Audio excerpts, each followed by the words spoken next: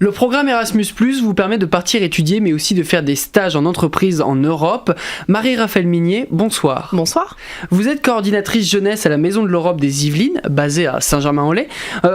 En tout, ce sont près de 10 millions de personnes qui ont profité du programme Erasmus depuis 1987. Et vous avez quand même fait un séjour Erasmus+ il y a quelques mois. Vous avez passé une semaine près de Dublin en Irlande. Pourquoi ce séjour alors que vous avez déjà un anglais parfait ? Alors déjà, je pense qu'à moins d'être traducteur à l'ONU, on n'a jamais un anglais parfait. Ensuite, c'était pour aller voir sur le terrain les jeunes qui partent en mobilité avec la Maison de l'Europe et que j'ai formé, et aussi pour faire un tout petit bout de stage dans leurs conditions à eux. On va revenir un peu plus en détail sur votre stage. Vous avez travaillé dans un café, vous avez fait le service, la cuisine et même le ménage. Ça fait quoi de se retrouver dans la position d'un stagiaire Erasmus ? En quoi c'est une expérience de vie enrichissante ? Alors, c'est très inconfortable au début, parce que même quand on a l'avantage de parler la langue, on a quand même toujours peur de mal faire ou de mal comprendre une consigne, parce que la cuisine, c'est technique. Les consignes de ménage, c'est technique, donc on a vraiment toujours peur de se tromper, peur de ne pas répondre aux critères, peur que le patron se dise pourquoi elle est là pendant une semaine. Et en quoi c'est une expérience de vie enrichissante ?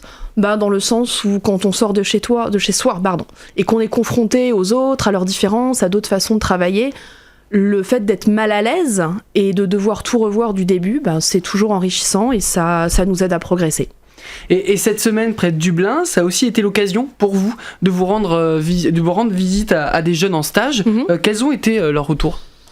Alors, parfois mitigé, dans le sens où le fait qu'ils ne progressent pas assez vite dans l'apprentissage ou le perfectionnement de la langue, génère de la frustration parce qu'on ne leur confie pas toujours des responsabilités sur leur lieu de stage. En revanche, ils sont toujours tous ravis de sortir un peu du cocon familial, de se confronter à autre chose, de faire leur première expérience, de se retrouver entre eux à côté de Dublin, voilà, soyons honnêtes.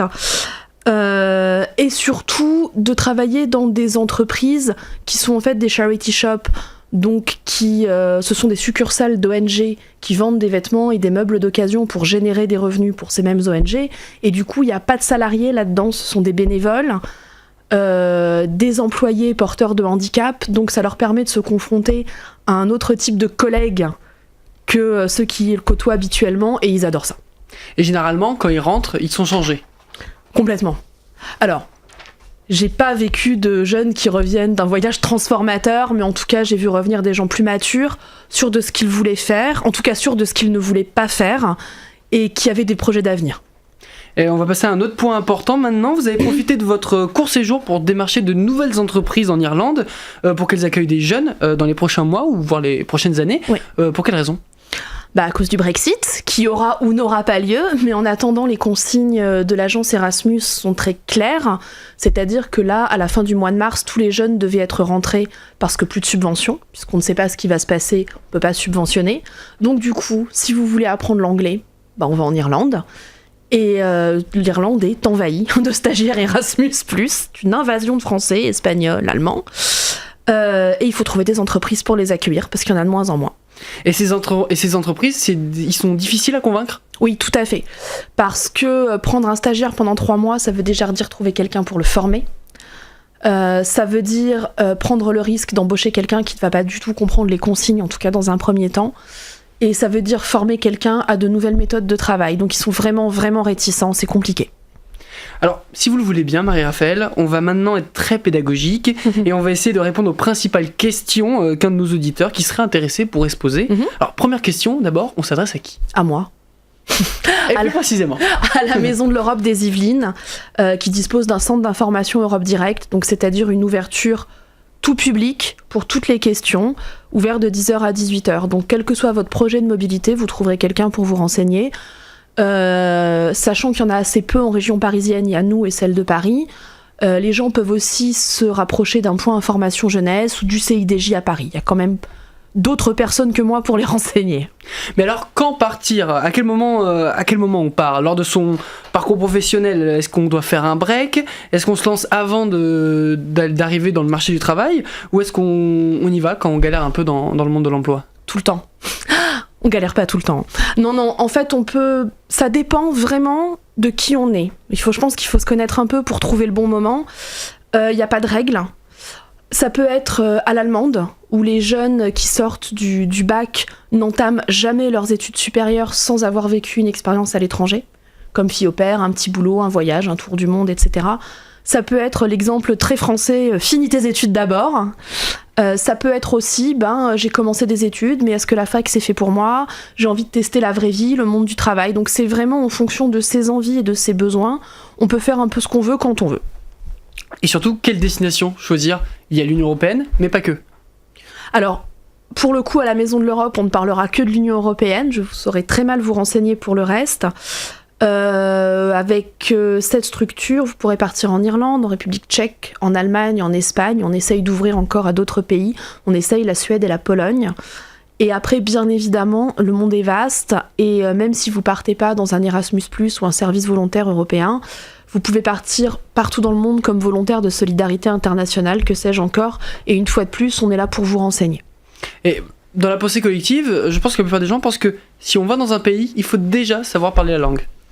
Alors, c'est un avantage, bien évidemment, parce que comme je le disais tout à l'heure, avec les jeunes, ça permet de se voir confier plus vite des responsabilités et puis de pas avoir peur dès la descente de l'avion. Est-ce qu'on va me comprendre ? Est-ce que moi, je vais comprendre les autres ? Maintenant, si les gens partent, notamment les jeunes que nous, on envoie qui sortent de missions locales, si les jeunes partaient en étant bilingues, ça n'aurait pas de sens. Donc les gens partent aussi pour progresser, voire partent de zéro. Et pour progresser, il faut une entreprise d'accueil. Tout à fait. Cette entreprise d'accueil, la Maison de l'Europe des Yvelines peut nous aider à la trouver. C'est elle qui la trouve.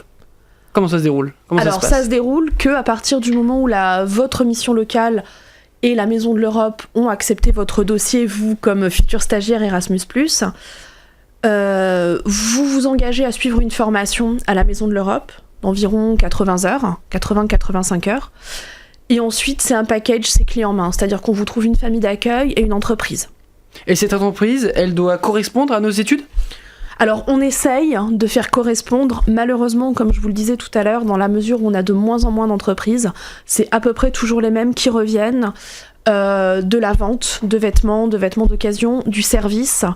On a quand même réussi de beaux exemples. Un jeune qui bossait dans l'audiovisuel, qui a fait un stage chez un vidéaste à côté de Galway. Là, j'ai une jeune fille qui est partie hier, qui a une licence de tourisme, qui va être guide dans un château à côté de Dublin. De temps en temps, on y arrive, mais il faut garder en tête que ce sera pas toujours le cas. Mais partir, ce n'est pas gratuit. Il faut un budget. Est-ce Oui. que vous pouvez aider les gens ? Est-ce qu'il y a des aides financières qui sont mises en place ? Alors à partir du moment où vous partez, vous êtes tributaire d'une bourse Erasmus, c'est-à-dire que l'agence Erasmus verse une bourse à la Maison de l'Europe. Et la Maison de l'Europe complète les fonds manquants pour payer le billet d'avion, la famille d'accueil et la recherche d'entreprise via un prestataire de service. Donc en gros, ce qui reste à votre charge, c'est votre argent de poche. Donc non, nous ne donnons pas d'argent de poche aux jeunes qui partent. En revanche, moi je les aide à monter leur dossier s'ils veulent aller défendre leur projet auprès d'une mairie, d'un centre d'action sociale, etc. Enfin, pour terminer, pour celles et ceux qui douteraient encore, qui se diraient que ça va être dur de partir de la maison, de partir à l'étranger, d'être loin de sa famille ou de ses amis, vous diriez quoi ? C'est une expérience qu'il faut faire ? Je dirais presque qu'on n'a plus le choix, qu'on vit dans un monde où on communique en permanence et qu'il faut être prêt à aller vers l'autre, et surtout en Europe. Enfin, les jeunes ne disent plus on va en Italie, on va en Espagne, on va en Allemagne. Ils disent on va à Dublin, on va à Rome. L'Europe, c'est devenu une espèce de grand village et je pense qu'il ne faut pas avoir peur de se lancer en pensant qu'on n'a pas le niveau. Merci Marie-Raphaël Mignet, je rappelle que vous êtes coordinatrice jeunesse à la Maison de l'Europe des Yvelines et pour en savoir plus sur le programme Erasmus+, ou sur la Maison de l'Europe des Yvelines, votre site internet maisoneurope78.eu. Tout à fait, merci beaucoup.